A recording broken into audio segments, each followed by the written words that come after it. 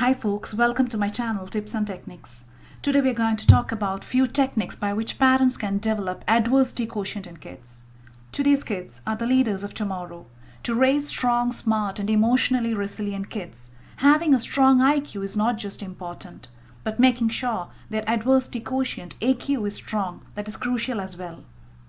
Adversity quotient is a score that measures the ability of a person to deal with adversities in his or her life. Adversity quotient is the ability to bounce back after a negative experience and to turn it into a positive learning experience. In other words, it is resiliency. AQ is one of the probable indicators of one's ability to combat adverse circumstances in life.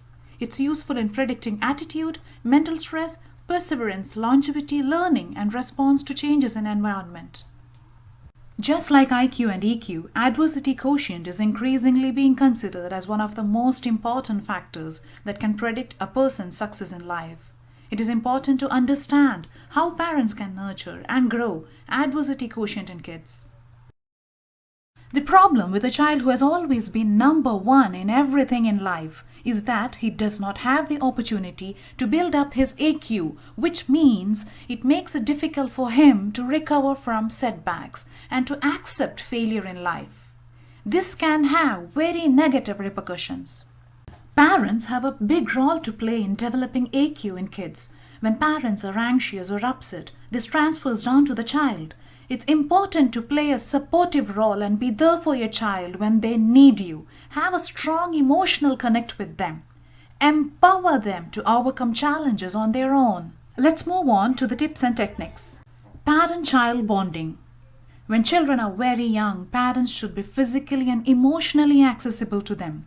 The unconditional love of a parent makes them feel secure, and it gives them enough inner strength to face difficulties on their own.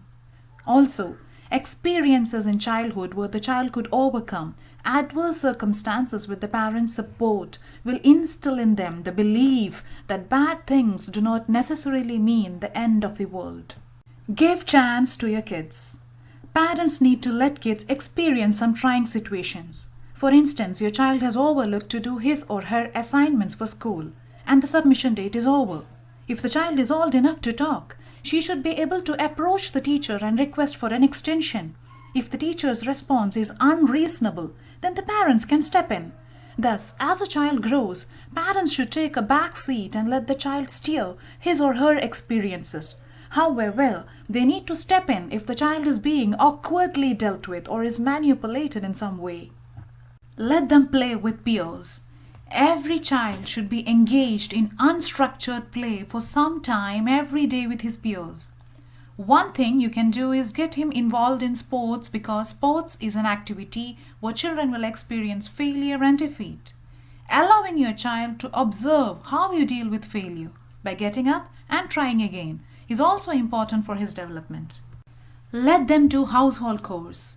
Just like managing difficult situations, children need to learn to manage situations they do not like but are obliged to do. A very effective way of instilling this discipline in them is to get them involved in household work such as folding clothes, watering plants, chopping vegetables, organizing shelves or emptying trash bin. This will teach them that sometimes in life there are situations they have to go through whether they like it or not. Teach them to see the silver lining. Every cloud has a silver lining. In every challenge there is an opportunity. Difficult experiences are very good teachers. Our children need to see the good that is hidden in the bad. It helps to ask a child who has gone through a particularly harrowing experience what he learned from it. Give them suggestions, not solutions. A person's problem-solving ability is often a measure of how far he can turn adverse situations to his advantage. When your child tells you that something is difficult or that he has a problem, all parents have the temptation to immediately offer a solution. It is important to resist that temptation and offer suggestions instead. The child should be able to think and choose one of your suggestions and act on it.